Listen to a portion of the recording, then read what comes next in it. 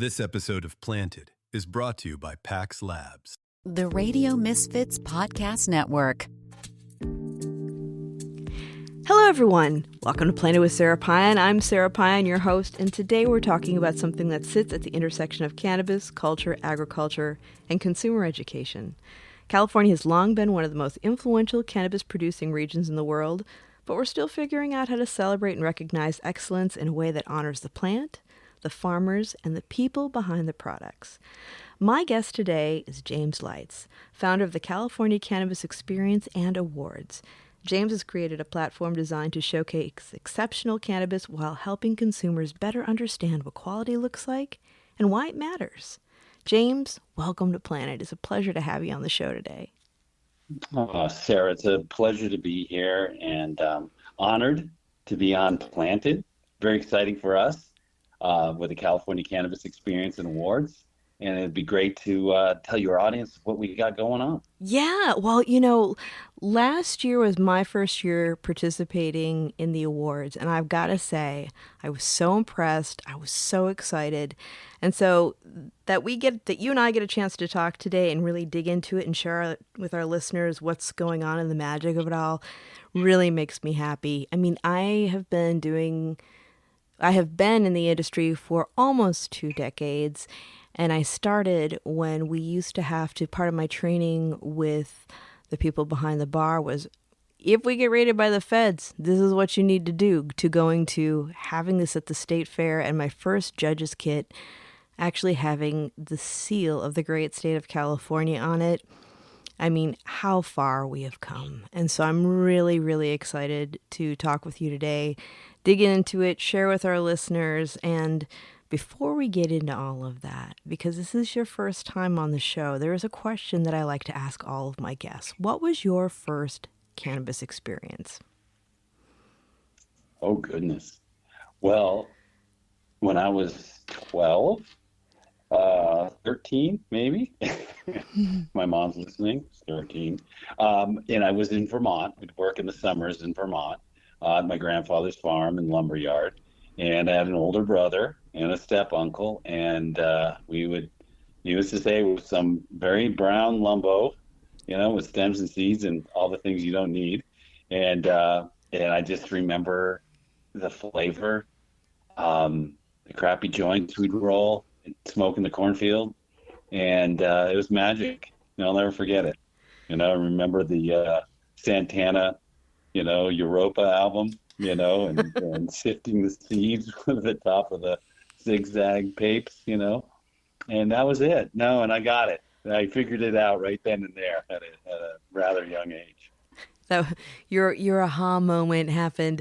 Did you've had a very varied career. Like you've done a lot of stuff in sports and entertainment. What got you to decide to do this in cannabis at this time and place? It's funny, I talked to my brothers and sister about this kind of thing, and my career has always been it's been supported by the passions that I had and the culture I grew up in. Spending 30, 40 years in action sports and growing, skateboard, surfing, volleyball, you name it, for ESPN and the X Games and all that. Back in the day, is because that's what we did. We played sports, but we also skateboarded. We'd also surf. We go, snowboarding when it came online. So that was a passion thing. And, to be honest with you, I always grew weed, as a, and it was sort of the dichotomy of the soul, I guess. You had your sports and stuff, but you love to grow. And there's something magical about growing in the backyard and so on, and I did that since I was 15. So when the opportunity presented itself to get involved professionally in cannabis with the California State Fair, it wasn't a hard, step for me. My whole career has been about building bridges between mainstream and niche industries, and back in the day with action sports, and I saw a very similar trajectory for cannabis as it started to, come out of prohibition and go into the mainstream marketplace, and thought that we have the chops to maybe do that. So that's how I got into cannabis, was when we heard the fair, the California State Fair wanted to add a cannabis competition to their cadre of wine, cheese, olive oil, craft beer. And we went in and pitched it and got it, and developed a competition for them that was careful. We had to be careful. They're a very conservative, board, but was doing the industry a solid. And so we focused on flower. We focused on lab testing. They didn't want to have the perception that the California State Fair had a bunch of judges in the back room smoking. They didn't want that those first years. So we focused on flower, focused on lab tests, and boom, it exploded. And what was fantastic was the industry rallied around it. And, thank God. They saw that winning that Golden Bear trophy, that very same trophy that people win for, commercial red wine, olive oil, hard cheese, they were winning for outdoor flower. They were winning for indoor. They were winning for sun grown. And we've expanded since then, but they got the very same thing. And cannabis is ag. And we had a seat. We had a platform at the big ag table in California, and no one thought that they would be part of the state fair as with cannabis. And then part of creating the competition for them, Sarah, was also building an exhibit. And in curating an exhibit, an educational exhibit, because it was education. That was our in that we positioned, the California Cannabis exhibit at the time, we called it, as understanding the plant, the biology, the chemistry, really leaning into the history of cannabis in California, as well as around the world, with landrace strains, and so on and so forth, celebrating our award-winning cannabis, working on breaking down the stigma and so on and so forth. And we got this 5,000 square foot dark building that we, built this labyrinth of educational walls and all kinds of stuff with panels and, celebrating our award winners and so on. And it worked. I can't believe it worked. And they were thrilled. And, our objective success that first year looked like just getting to the second year. Yeah. That's what's success. Wow. And it's, when I hear you say this, I'm hearing all these different touch points that intersect, because you're reaching the general public, which I think has been one of the biggest disconnects that we've had with the industry, is that a lot of times it's been cannabis outreach has been directed towards people who are already fully engaged, maybe preaching to the choir in many ways. So, I had no idea what the experience was going to be like when I participated last year, and seeing the opportunities to meet people where they are in a very friendly way, so that they could just, at the smallest amount, just kind of observe and take it in, to actually being able to partake, whether it was through the CBD terpene slushies, or peeking in the dispensary, or walking through the tent and seeing all the different, educational, interactive things that you could do, was really amazing, because it was a very friendly place to start that conversation. I always like to say conversation is normalization. And when people get into it and get enthusiastic and have a positive, fun experience, whether they partake in the euphoric effects or not, is a great place to start. But also, something that a lot of people may not think about is the fact that cannabis cultivators, cannabis farmers, often delve into other parts of agriculture. They grow other things. They may have been at the fair other years for, other agriculture that they grew. And when I first started in the industry, I just remember thinking, and this was back when, people were making like $3,000 a pound. It was one of the few times that farmers actually got adequately compensated for their work. Yeah, it's agriculture. And, what the industry saw with the California Cannabis Awards was, it was 4-H. They grew up going to the fair, like you said, and they never thought they'd ever see cannabis at the fair.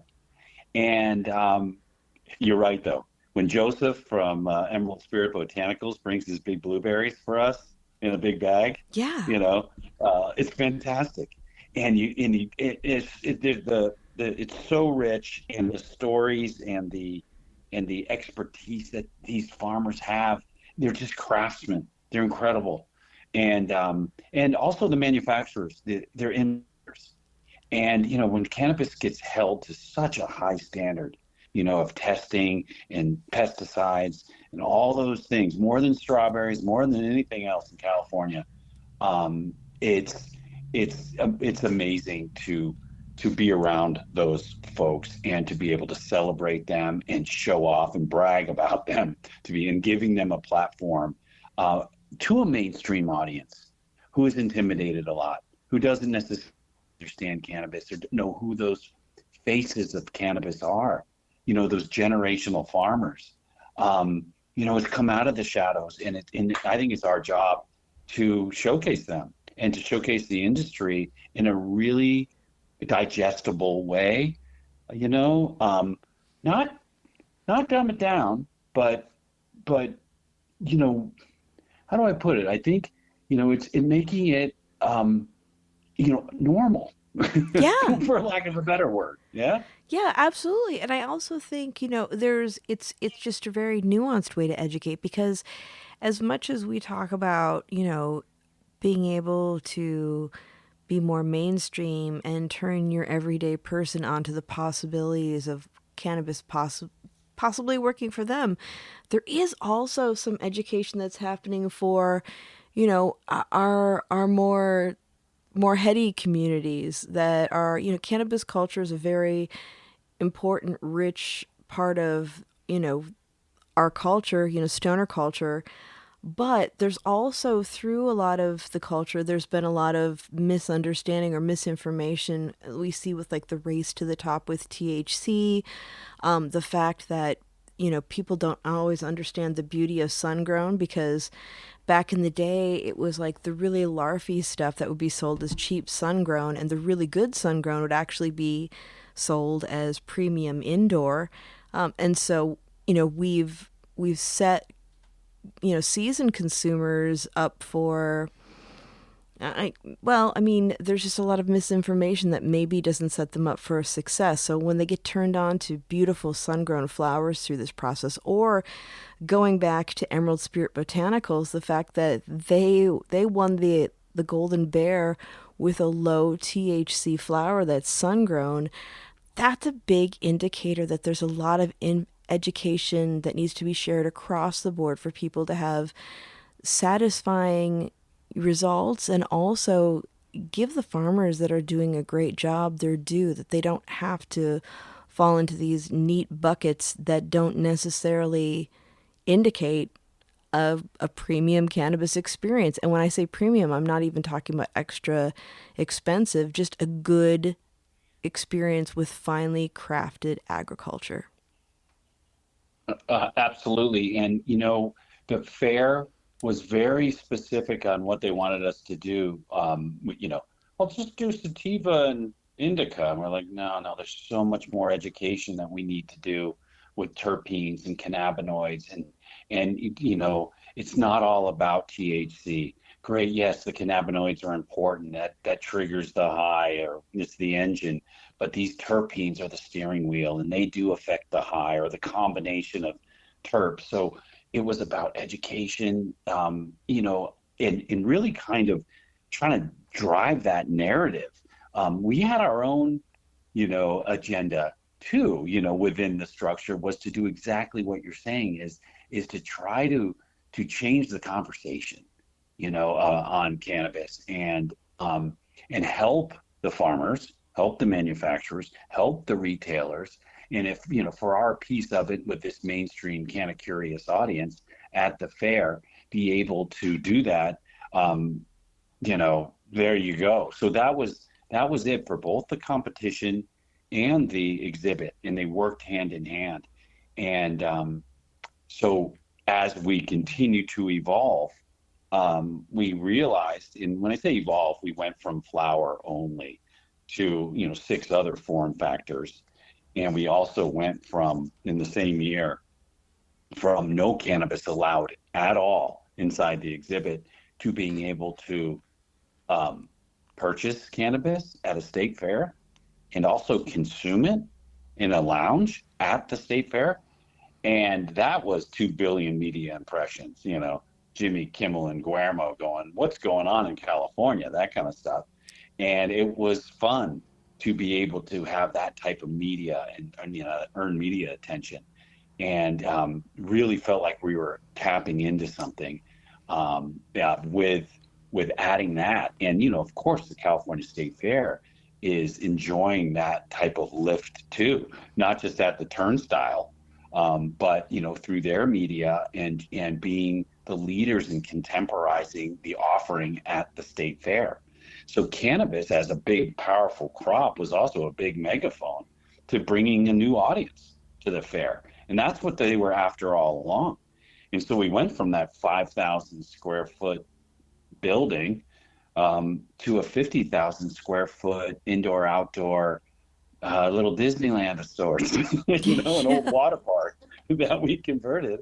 And it's really cool. So it's been more of the vision that we originally had is where we are headed to now. But it's been an exciting ride, and it's been painful. I will be honest with you. There's challenges. When you're trying to bridge between kind of a state agency and the cool kids and trying to with different city organizations and, the departments of cannabis control and OCM, and they are good partners, but the requirements for us to run a safe and sane and compliant operation within a family-friendly state fair is no small shakes. I'll tell you, Sarah, it's quite a lift. And also to be able to speak credibly or with some authenticity to the industry, which is you got one bite at the apple with this industry.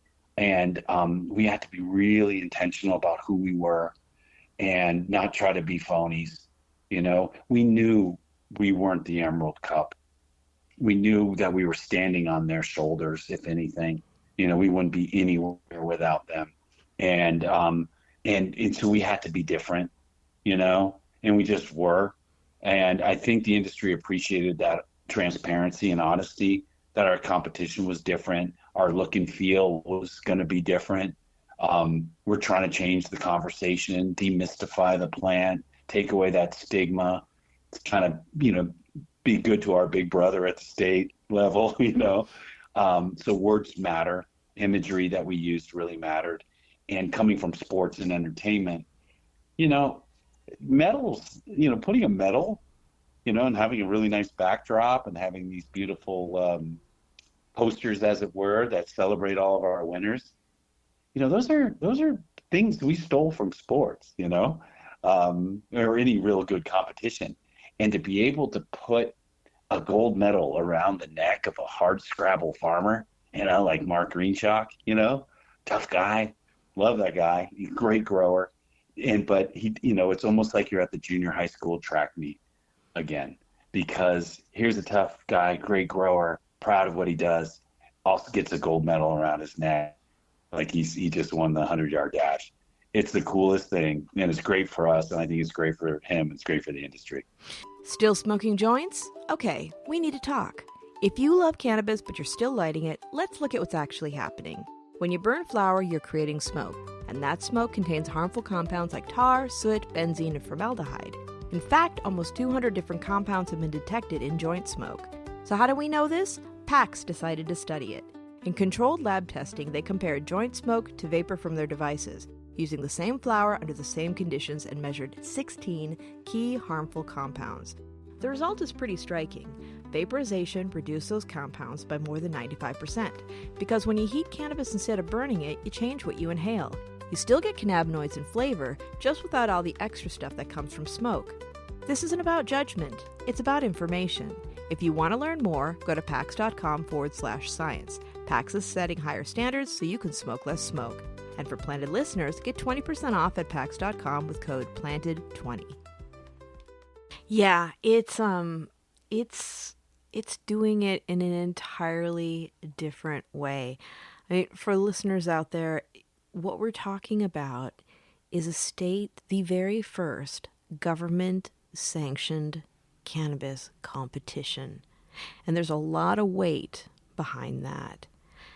It's, everyone who came before with competitions, they did that at great risk, and also, there was a lot involved as far as what you give up to get involved in the early days. And the next step in still a very nascent industry is, how do we normalize this for everybody else to enjoy? Or at least not be so afraid so that when a friend or somebody they love likes cannabis, they can have a conversation about it. It may not be their cup of tea, but it is not this scary thing that it was before. Yeah, and I'm telling you, the audience that comes through this exhibit, this platform that they've given us, is mainstream. Yeah. Some of these folks have never seen a live cannabis plant before, and we make sure we show it to them, and they just are mesmerized by it. Oh, that's what it looks like, Yes, we do have our canna curious, and we have our connoisseurs, and the cool kids are there, and they're loving it. But we pay a lot of attention to the newbies, and that's what I think the brands who support us enjoy. They're speaking to a new audience, and they're seeing a conveyor belt of humans going through this experience on a daily basis. We saw over 150,000 people through just our area last year, and you can ask the brands, you talk their faces off, you know what I mean? And they want to know. And they want to know, what's this, and what can help for my sleep, or what strain is this? Is this organic, et cetera, et cetera. The questions are all over the board. There's no echo chamber here. It's all raw, I want to know type people, and I want to buy something, and I want to try it. It's really fascinating. It's fascinating. Yeah, and it's got to be, I feel like, we talk about the general public and stigma and people being afraid to go into dispensaries. But when you're at a fair, it's kind of like almost like being on vacation when your guard is down and you try something new. Like, we're more apt to be open to other experiences when we're somewhere to have fun and relax. And so I feel like it's a perfect opportunity for somebody to actually go in and ask those questions. Like, these aren't people who would maybe go to a dispensary with questions. They would much rather, maybe ask a friend or a family member if the conversation came up. But here, they don't even have to do that. They just step into the experience. Yeah, and we surround them with really great educational graphics, our docents, as it were, using the museum term, aren't asleep in the corner. They're active brand ambassadors or farmers themselves. They're talking about cannabis, talking about their plot of land, talking about their terroir, giving them a rich, deep understanding of the plant, of their products, the why behind it. And that's what makes it kind of cool. You have a receptive audience, and you have incredible ambassadors for the industry there. And, you're able to learn about cannabis. You're able to celebrate alongside the farmers with what's become one of the largest cannabis competitions, I believe, in the world now. And that, which is pretty, makes me really happy, and that it continues to grow and expand. But also they can then purchase that product, and then they can sit down and relax, and they can consume it in a really comfortable, friendly, chill environment, and see some silly movie we got playing, or listen to a DJ, or just watch a glass blower, and just get immersed in California cannabis culture, and then they can go out into the fair and ride the Ferris wheel and eat a churro or go fall in love with a llama or something, it's or we can even give them a pairing. What goes best with a turkey leg? Try this. So anyway, Right. so we do have fun with it. We try to have fun with it, and as we've grown over the last 5 years, so has our confidence to kind of put our shoulders back a little bit and have a little more fun with it. Because in the early years, like I said, success was just getting to year 2. Yeah. Success was just getting to year 3. Now we're kind of at success is really, doing something special and making that, that experience, that, customer experience really cool, and making sure that we're really, evolving, our offering to all of our exhibitors and those who enter the contest. So we got a lot of work to do, but we don't sit still. I'll be honest with you, Sarah, we added home grow this year. And, again, going back to the roots of this industry, we thought that a home grow competition just fit the bill. Personal use. You can have 6 plants in California, and you want to learn how to grow them, come to our thing. So we're building a home grow competition, and we had a great turnout this year. We have a home grow center where you're going to get everything from genetics all the way through to cure, preserve, and storage, and everything in between with nutrients and soils and all that.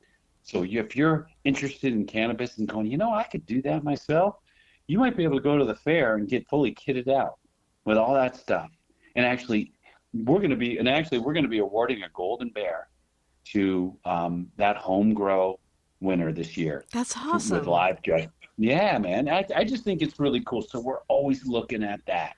What can we do better? What can we add to it? What's relevant? And it might be, hash or concentrates or something added to home grow next year, because there's a whole burgeoning industry in California around that, on a home grow personal use level. So we may want to lean into that. Don't know yet, but so it's exciting that we have this platform that we can now start to modify and kind of listen to the industry, because the fair has been great. The California State Fair, the executives there, the board, they've been really, really good partners in this, and they trust us, and we're not going to break that trust. And we're going to be good stewards to the industry, but we're also going to be good partners to the fair. Yeah.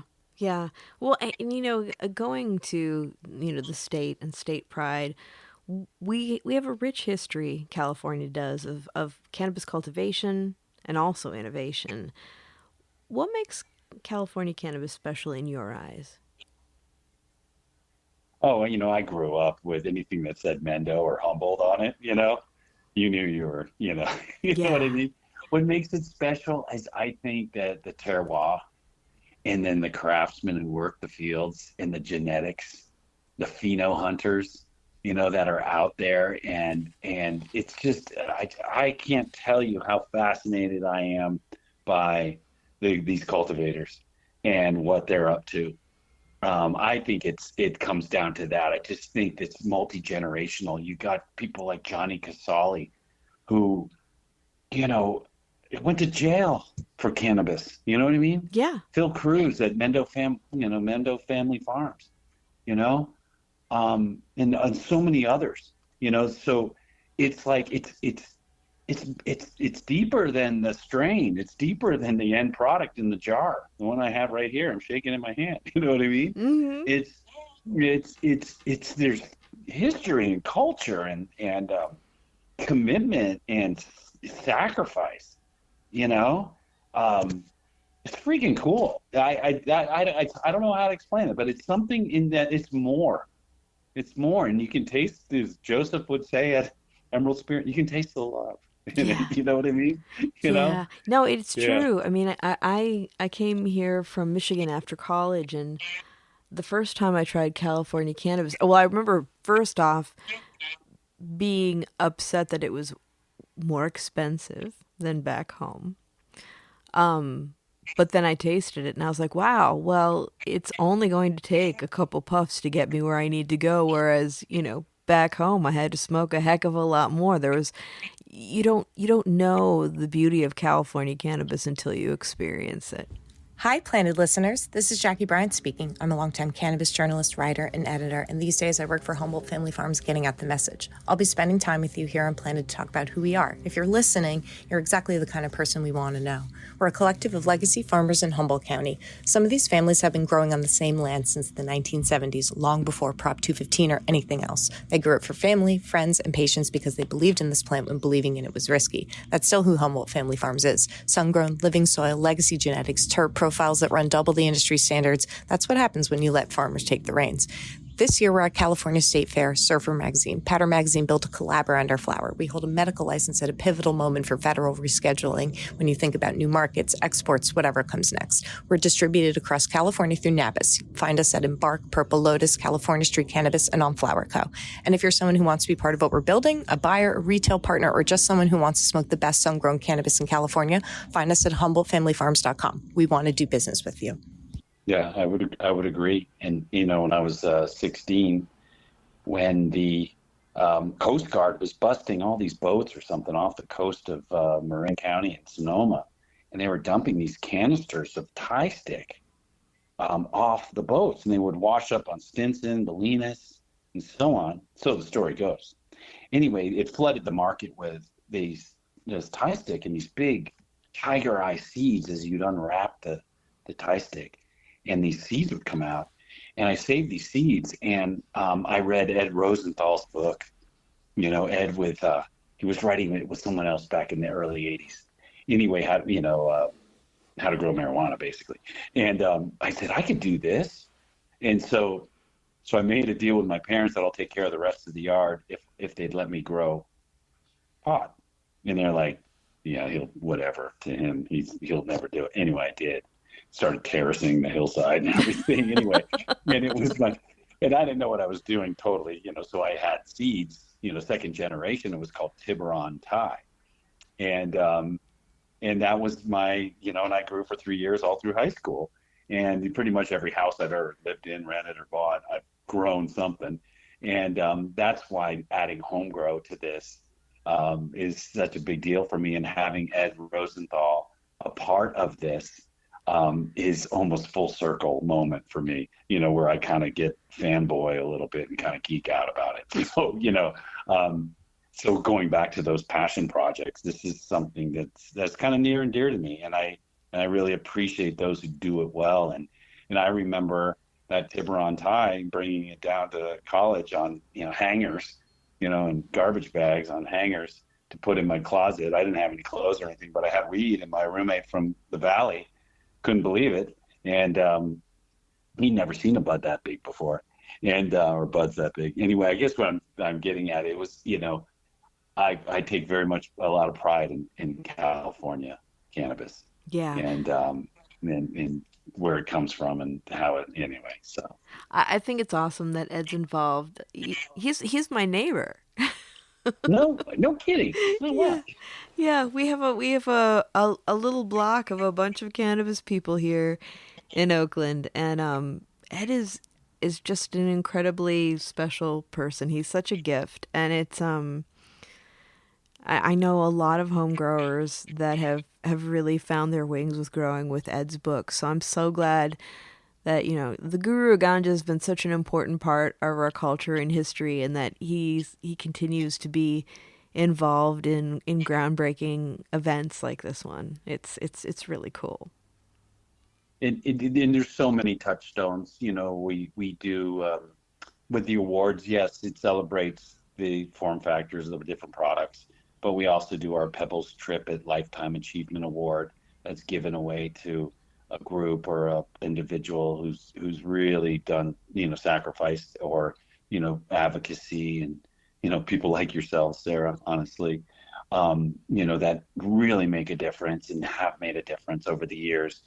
And, we're going to do a Consumer's Choice Award. So we're bringing the consumer into it to kind of chime in and support our brands that participated in the awards program. So again, always looking to sort of expand and reach into those pockets of the industry that may not be represented, whether it's the California Cannabis Historical Society, working with them to tell the story of the Moscone Act or Prop 215, or the pioneers of cannabis. So that's the thing. There's such a rich history, from, I won't, because I'll probably get it wrong in some cases, but Bronnie Mary and Harvey Milk and all those folks, and Dennis Perone, those stories need to be told. People need to understand. The new generation needs to understand, and we have an opportunity to put that on display at the California Cannabis Awards. So yes, we celebrate California cannabis in its true form, but we also celebrate the culture and the history of what got us here. And also, what are our blind spots? And that's something that we're looking for.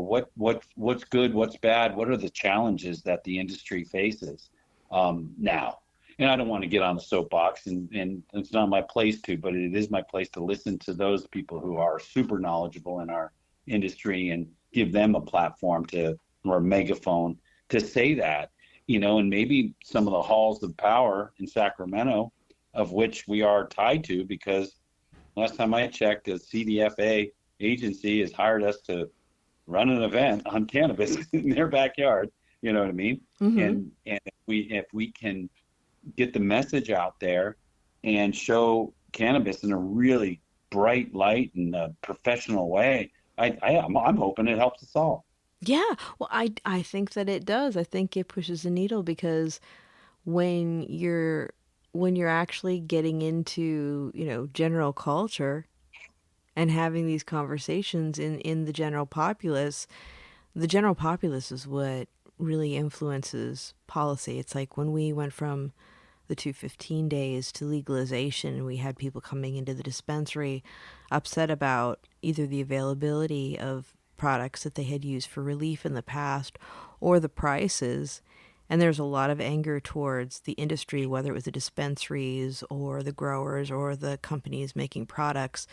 One of the things that was, it had to be explained was that we're not there yet. And it has nothing to do with the companies. It has to do with the fact that the people who are voted into their positions in our government have an outdated view of who the average cannabis consumer is. So they make these decisions based on stigma and pressure, and policy is very emotional. So the more people we have that understand what's going on with cannabis, and whether they consume or not, know that there aren't any harms with it, and we need to have a better industry to better serve our communities, they'll get more vocal.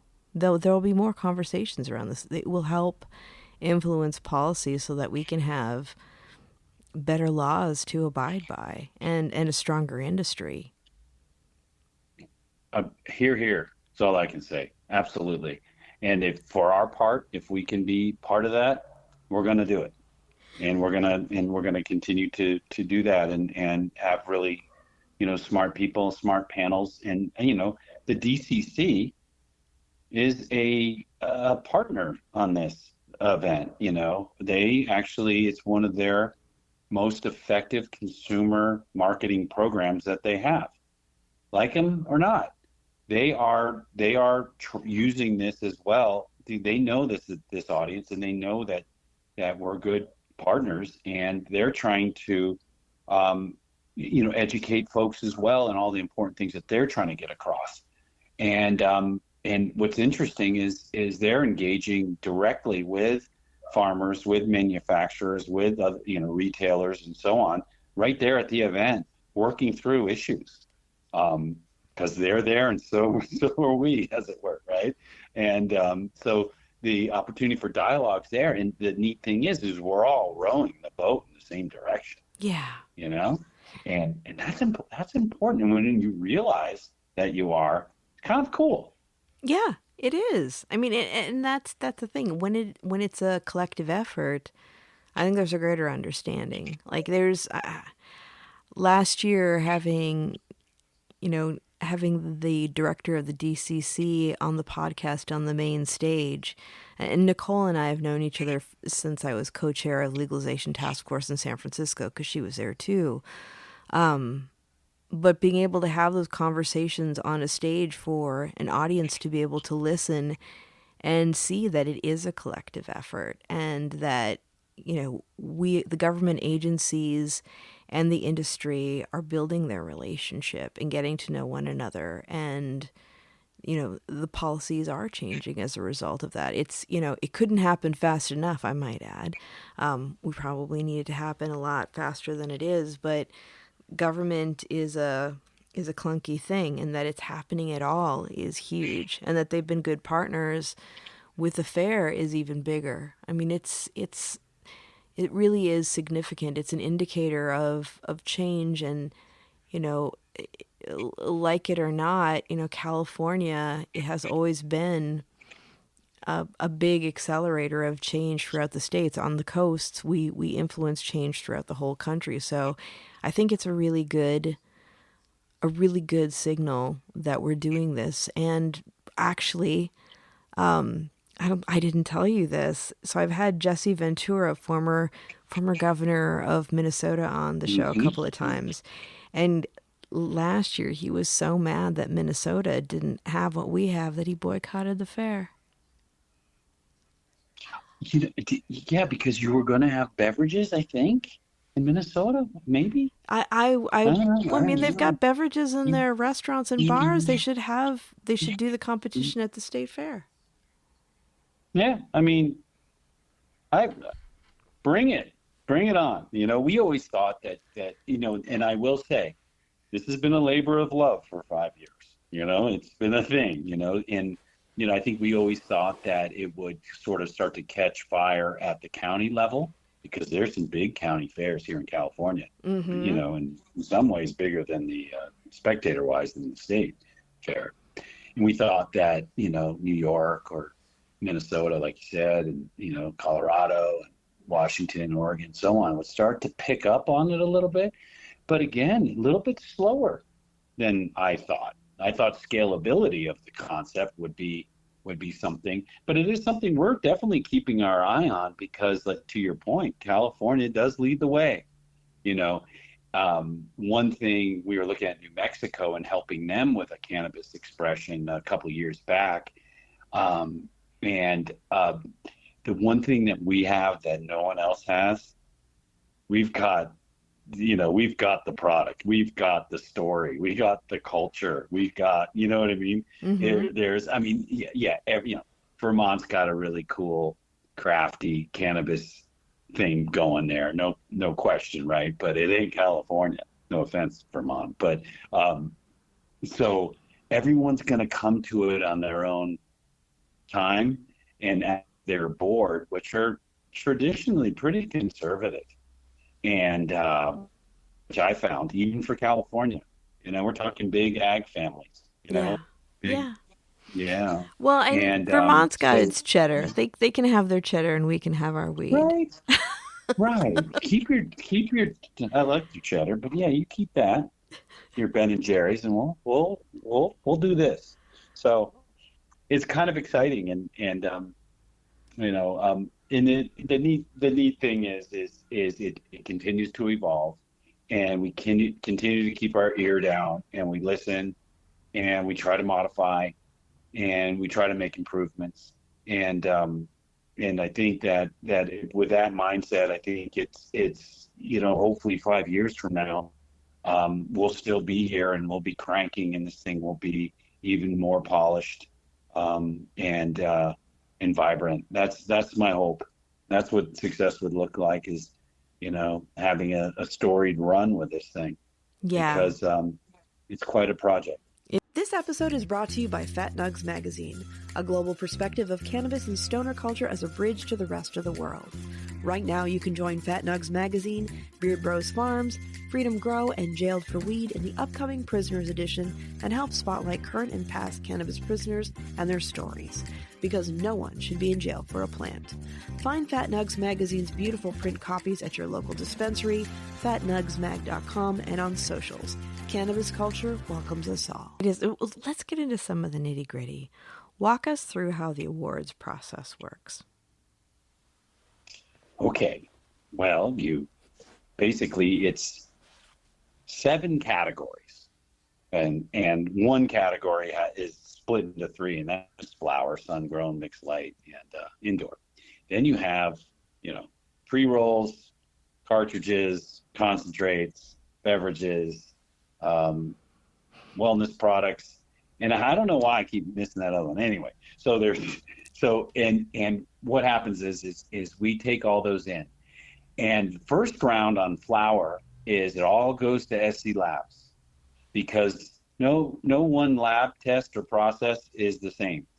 You have to have a COA for all these products, but you would basically, we retest or test all the flower using the SC Labs machines and methods, because some THC levels on another one are higher than the other, so on and so forth. So we try to, level the playing field. If you get gold, silver, or bronze, and any one of those, 11 chemotypes, 3 cannabinoids, and 7 terps, if you get gold, silver, and bronze by concentration, you then qualify for the Golden Bear judging process. All the other form factors and categories, plus these flower gold, silver, bronze medalists, all then go to the Buddhist judges. And Buddhist is a collection of, Emerald Cup judges, Ganjiers, High Times judges, the who's who in the industry. Really great group of people, great organization with Claudio and Jocelyn. And they then determine, for the other form factors, not flower, they'll also determine gold, silver, bronze. But then they will determine the Golden Bear. And we give away 10 Golden Bears for the California State Fair Cannabis Awards, the 10th being homegrown. So that's the structure of how it works. And I can tell you that it's with over 600 entries, it's a thing.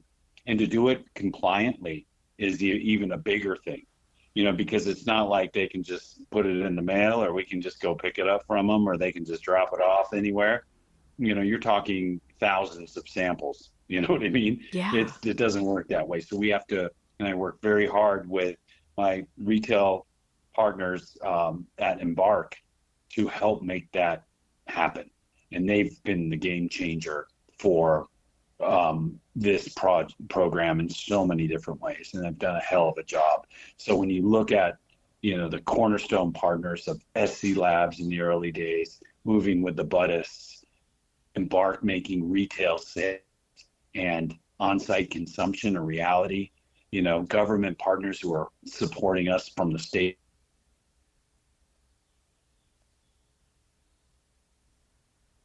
And also, groups like Origins Council, Equity Trade Network, Chris at Redwood Roots, bringing the Small Farms Initiative, really rounding, Cal Normal, really rounding out all the voices around this thing to really represent as much of the industry as we can. So that's kind of what we're building, but that's the competition in its core. And then we will go take all that information. We will notify the winners of their gold, silver, bronzes, with a lot of hoopla and fanfare and digital media and so on and so forth, and earned media. And then we will also then embargo the Golden Bears to our big award ceremony on the 18th of July, the first Saturday of the fair. We will host 1,000+ industry types in the venue, where we will award the Golden Bears to all the winners, and we'll also do our Pebbles Trippet Lifetime Achievement Award, and we will do our award for there's another one. Anyway, we have our Consumer's Choice Award. But then what we're going to do is we're spreading the award giveaways in our awards pageantry over the 17-day California State Fair. So the first weekend is the big awards for the license contest, then the home grow awards, and a big DIY weekend on the 25th, where the home growers will receive their Golden Bear and their medals. And then you have your Consumer's Choice Award, where we'll do a big consumers type last weekend of the fair, a big sesh kind of thing, and have some fun with that. So we're spreading the awards pageantry over the 17 days of the fair, and we're celebrating everybody the whole time through. So you're going to be able to go buy that gold medalist. You're going to be able to talk to them. You're going to be able to get that Golden Bear beverage, and it's like, that California Cannabis Awards at the California State Fair, that little seal is like that good housekeeping seal of approval. You know what I mean? Absolutely. And for like the mainstream, that's kind of cool. Oh, look at that little shiny emblem. Maybe I'll buy that, or so we make that toolkit available for everybody for their packaging and so on and so forth. And, it's fun. So that's kind of how the awards work. We do, we really try to make it pro, really great green carpet, great awards, medal ceremony, a lot of interviews, a lot of content, live streaming, the award show, it doesn't go for 7 hours. It goes for an hour and 45 minutes. That's nice, because you want to give people their accolades, but you don't want it to be an excruciatingly long process. It's like it's such a sweet spot. Have there been any products or entries over the years that have completely surprised you? I think, people like Joseph with Emerald Spirit Botanicals, that he has Pink Boost Goddess, that is just such a workhorse and an award winner. I think that man has pulled in more Golden Bears and gold medals than anybody I know, Mm-hmm. So from a flower standpoint, he stands out.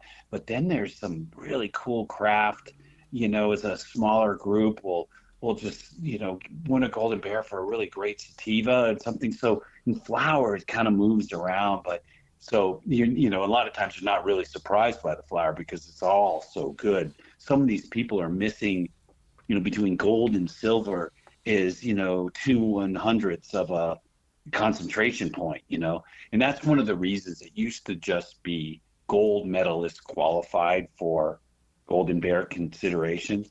But now with flower, I'm getting in the weeds here for you, but on flower, we added silvers and bronzes because the difference between a gold and bronze sometimes can be, just a couple of 100ths of a point, of concentration based on lab results. So gives more people a chance to win, and, makes it, a lot more blind judging for the judges, But I think that watching cartridges go from, I think we had 52 plus entries last year to well over, over 80 this year. You can start to see trends within the industry, in pre-rolls and, and concentrates being, it's interesting. It's just an interesting thing. And you also can see where certain segments of the industry are suffering a little bit,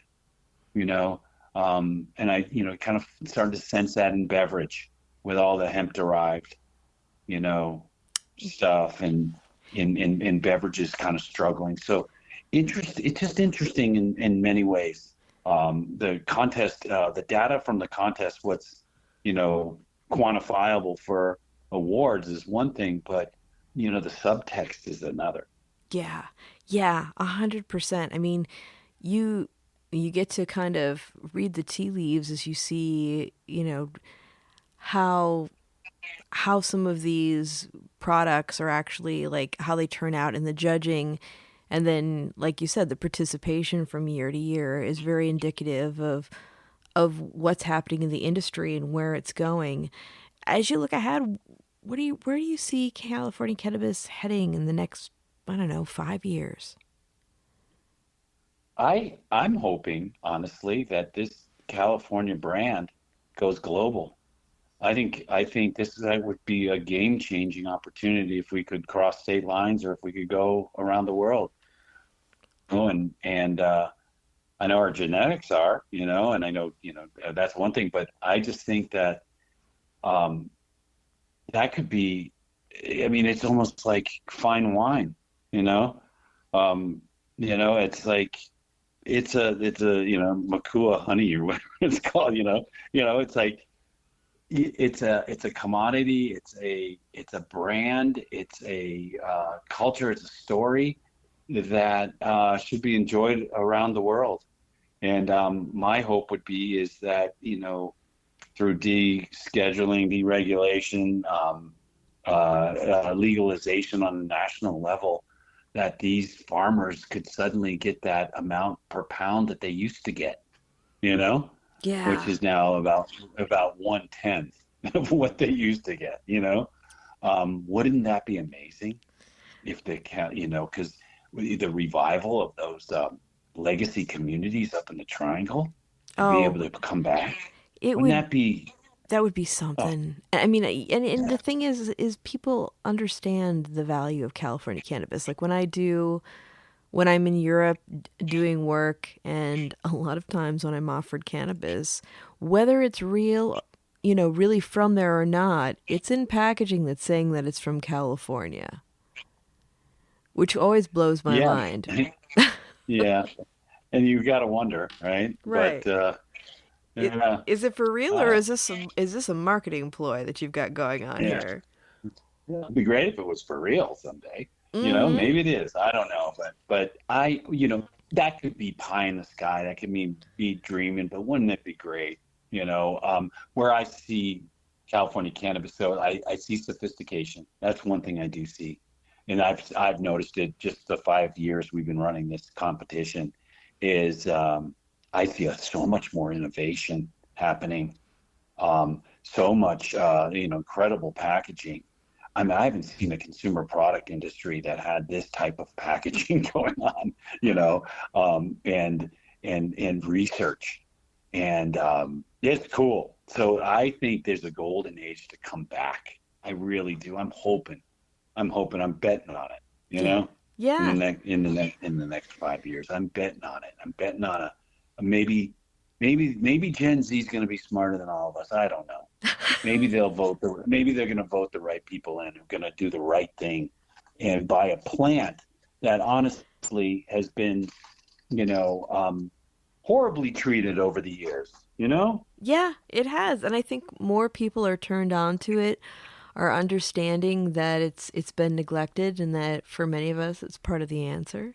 And it's definitely gotten people engaged. I mean, I think about like products and supply chain. It's one of the few times in our history where, talking about the kids and having hope for them. I mean, supply chain management all of a sudden has become a semi-sexy thing. Who knew? Who knew, right? Not for us, but Hey. But, hey, I don't know. I'm really hopeful. I'm really hopeful from, there are green shoots again, I think. And, it was pretty apocalyptic a couple of years ago. But kind of what I'm starting to see and feel is I'm seeing some green shoots and some optimism again. Yeah, and for everything that the farmers have gone through, it's really something to see them be recognized for the good work that they're doing, whether it's one of the medals or a golden bear, but being able to be appreciated, get the good word out about the work that they're doing, and as a community get to spend time together. If people want to learn more about the California Cannabis Experience and Awards, follow the competition, or get involved, where can they find you? Well, the website's always a good place, www.calcannabisawards.com. And we're on Instagram @CalCanna Awards. And then, that's a good place to start. Our LinkedIn, we can work on that a little better, and our TikTok. But anyway, for now, those are good places. Those are good places, Yeah. And then go to the California State Fair, July 17th through August 2nd at California Exposition Center, right in the heart of Sacramento. And come see us. We'd love to have you. That's awesome. And everyone, if you're in California, especially if you're in the Northern California area, it's something that you really have to experience to truly appreciate. It's a great gathering. Even if you're not so much into the geekiness of the cannabis, it is a fun time. There's going to be farmers there. There are great interactive events. You can have a CBD slushy or not, either way. But I'll tell you, your corn dogs will taste a lot better after having a little bit of that. And also, Planted's going to be there on site. We'll be doing some interviews, which will be released at a later date. So come join us, have fun, get involved, and definitely follow the awards on social media. There's going to be a lot of great information going on between now and then. James, thanks so much for joining me today. I am so honored and proud to be, part of this and hanging out with you, doing some judging. And I just think it's an amazing event that everybody should experience at least once. Oh, Sarah, you're the real deal, and to have you as part of this is just an honor. So thank you so much for your support, your judging, your smarts, your advocacy, helping us educate this crowd. Love it. Thank you, Sarah. I really appreciate your time. My pleasure. And I'm looking forward to geeking out with you on the show at another time. So come back. Oh, that'd be great. Thank you. I'll see you soon, huh? Yeah, I'll see you soon. Until next time, my friend. Yes. Have a great evening. Thank you, Sarah. Thank you. And everyone, remember, if you like listening, please give us a review, share it with a friend. Let us know what your favorite episodes are. And if you'd like to stay in touch over social media, we are Planted with Sarah Pion on Facebook and Planted with Sarah on Instagram and Twitter. You can also go to our website, www.plantedwithsarah.com, or listen to us on our parent network, Radio Misfits Network, where there are other great podcasts, like one of my favorites, the Winemakers Podcast. So check it out. You can listen to Planted wherever you listen to your favorite podcast, whether that's Pandora, Spotify, Amazon, Google, Apple, Stitcher, TuneIn. We are there. So join us. And until next time, stay curious, stay safe, and remember, it's a wild world out there. Be good to one another. Until next time, take care.